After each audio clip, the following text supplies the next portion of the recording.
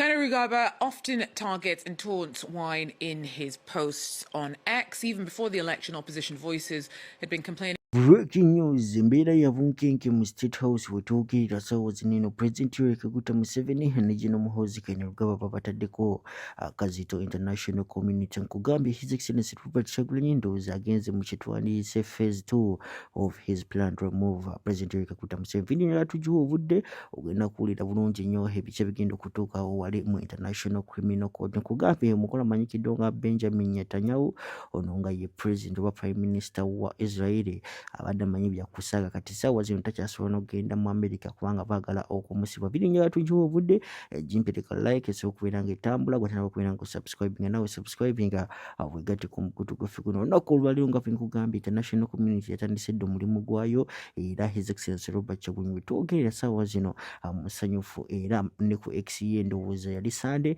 we are posting ekifaananyi ng'alaga nti no everything is cool everything egenda kutereera ndowooza kati ssaawa zino tandise okubeera nga tulaba fruits njagala owulirize waneno katirinyo ng'Abazungu bakolokota His Excellency Yoweri Kaguta Museveni tumaye tweyongereyo n'ebiki ebyabaddewo wali mu International Criminal Court munda ddala tumaye tweyongereyo ne President Museveni kennyini. Of increased repression under President Museveni.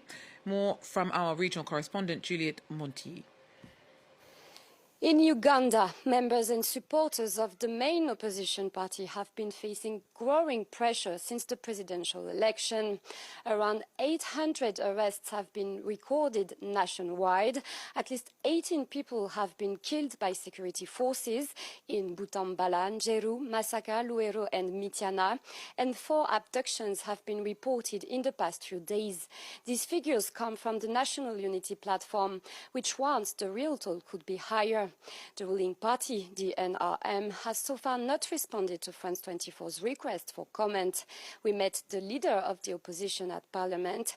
He accuses the authorities of deliberately spreading fear to silence any dissent. People are afraid. Even myself, I don't know when there will be an instruction to come and arrest me, even though, yes, I'm an elected leader of the opposition and all of that. This regime operates in a rogue manner. They'll stop at nothing. So, yes, it is a worrisome situation, but we have chosen that we shall not sit back because that's what they want us to do. One of the most visible faces of the opposition under pressure is Bobi Wine. The party leader and main challenger to Yoweri Museveni in this election fled after security forces surrounded his home the day after the vote. On the streets, his campaign posters now look like wanted notices. The chief of defense forces, the head of the military, who is the son to Museveni, one Muhoozi Kainerugaba, has been tweeting saying he's hunting down Bobi Wine to kill him. He has said that on Twitter. Human rights violations had already been documented by civil society in the weeks leading up to the election. The final result, giving Yoweri Museveni victory with 71% of the vote, has been challenged by the opposition and criticized by election observers and human rights organizations alike. Alright, nga tubitedde ku mabbali njagala owulirize bulungi nnyo eno audio oba video. Oh my god, wano wennyini wenkakasiza nti ebyadala President Yoweri Kaguta Museveni ayinza obutamalaako kino ekisanji bavuddeyo ne bacriticizing African Union abasajja ba EU ne lwaki bagenda okutwala President Yoweri Kaguta Museveni wali mu ICC. Mbasa Bannayuganda bangi nnyo His Excellency Robert Kyagulanyi asobodde okubeera nga abaweereza proof. Video ino sooka ogirabe tumale tweyongereyo. Museveni was elected. So many years after, Museveni is still in place, but democracy has been eroded. Human rights continue to be violated. How is it possible that the main opposition candidate, Mr. Bobi Wine, could have been seized by the military in his house and his family and his wife assaulted by government forces? All of this to guarantee a seventh term in office of Yoweri Museveni. It is just unacceptable, and Europe cannot accept this. 40 years in power, and challengers are put under house arrest. This is not democracy, it is criminal. What we are witnessing today is nothing short of a diplomatic earthquake that exposes the shameful silence of our own African Union. The European Union, sitting thousands of kilometres away in Brussels, has done what our own continental body failed to do. They have boldly condemned President Yoweri Museveni and exposed the electoral fraud that unfolded in Uganda. Let me be clear about what happened. During those elections, the internet was completely shut down, cutting off Ugandans from the world. Opposition leader was under house arrest. We saw videos on opposition page which are raw, unfiltered evidence showing election commissioners manually ticking ballots in Museveni's favour after the electronic voting machines mysteriously failed on election day. The rigging was blatant, captured on camera for the world to see. And what did the African Union do? They congratulated Museveni. Now the European Union has stepped into this vacuum of leadership with a strongly worded statement that pulls no punches. They have called out the violence, the intimidation, the arrests, and the systematic dismantling of democracy that characterised those elections. An organisation based in Europe is speaking louder for African democracy than the African Union itself. This is our shame. This is our wake-up call. Before we examine the full EU statement, let's first watch what transpired in the European Parliament chambers as this issue escalated. Dear Chair, President, González Pons, Commissioner, more than 10 years ago, my first mandate is this European Parliament, I was a member of a EU electoral observation mission to Uganda, a country long tormented by oppressive, brutal regimes. Museveni was elected. So many years after, Museveni is still in place. But democracy has been eroded, human rights continue to be violated. I had the opportunity to check the importance and the weight of EU diplomacy on the spot in Uganda. So it summed up with the embassies of the member states, and we're still powerless in order to make the right point to bring about fair, credible elections in Uganda. Insofar, there is something we can do.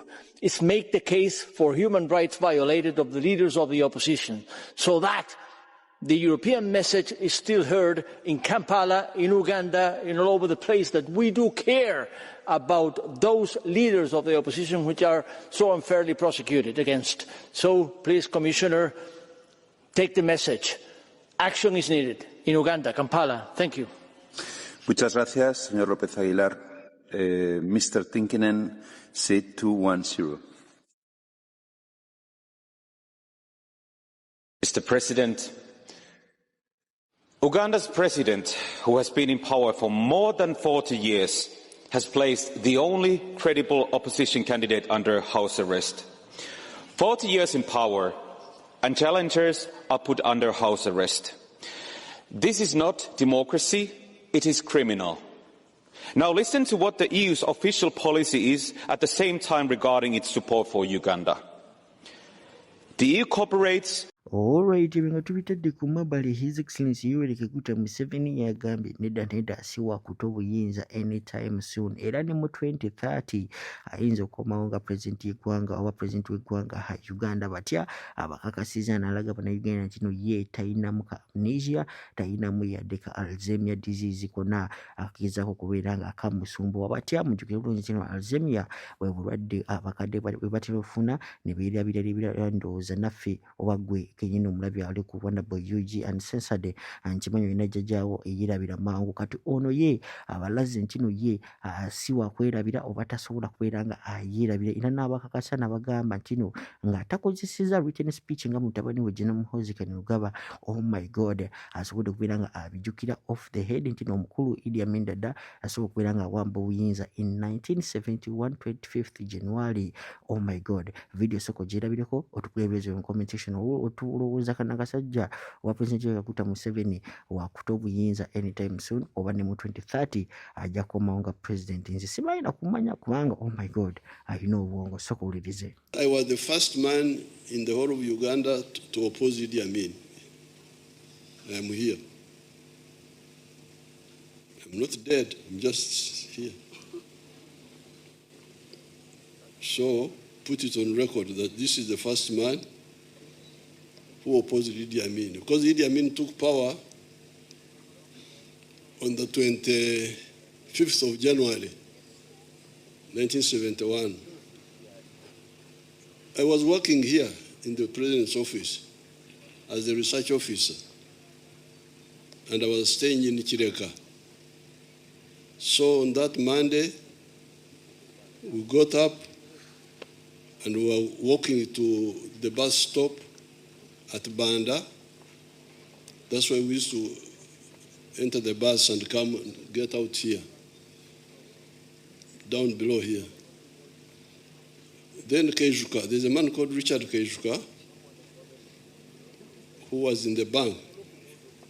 He was also staying in the same housing estate, which later on was taken over by, I think, the army or the police. He shouted at me, "Where are you going?" I said, "I'm going to work." This was like 7:30 there. So I'm going to work. He said, "Don't go, there's trouble in town." So I came back to the house,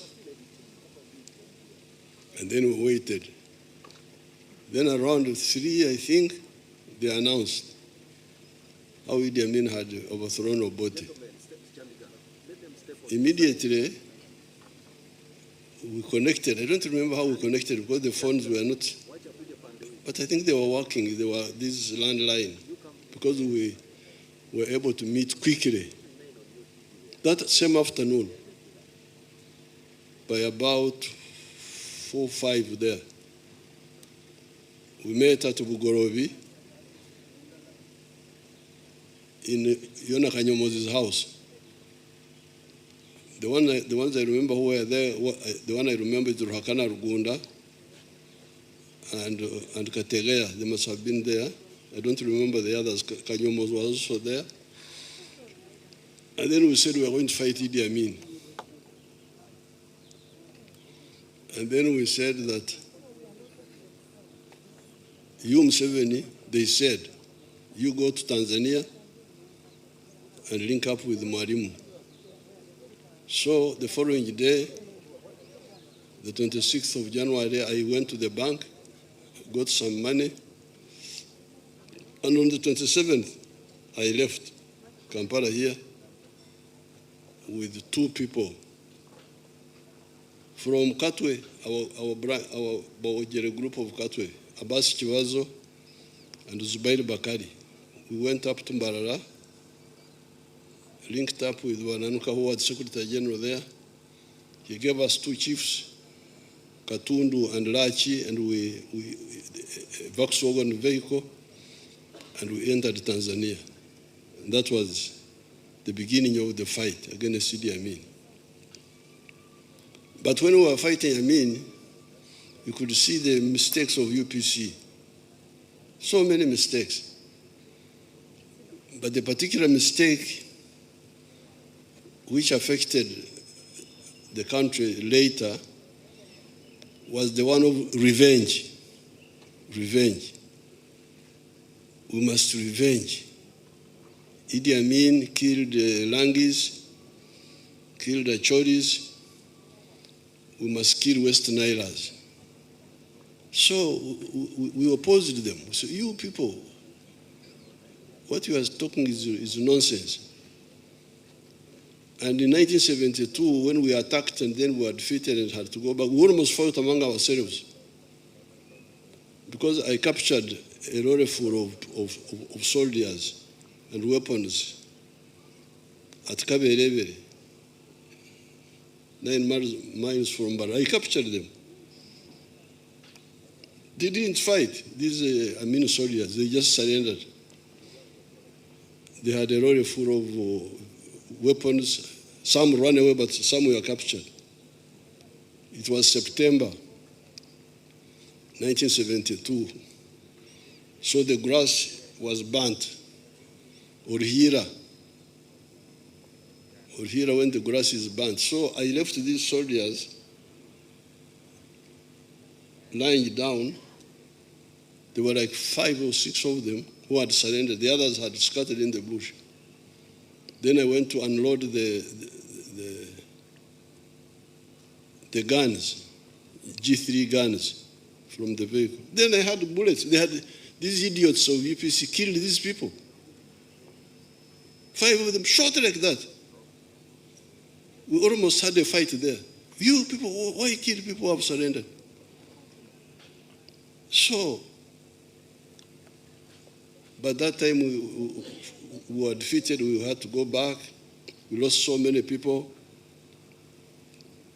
We came up to the barracks in Mbarara, but it was not well organized. Then I was able to, there were 330 people on that side.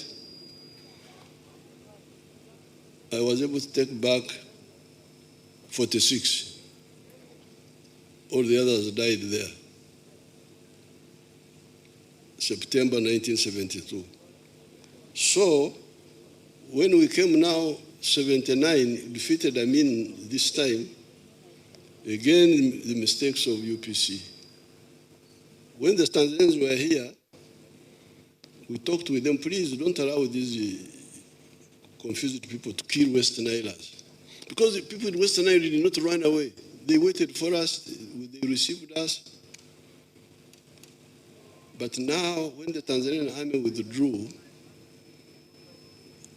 I think around August there, I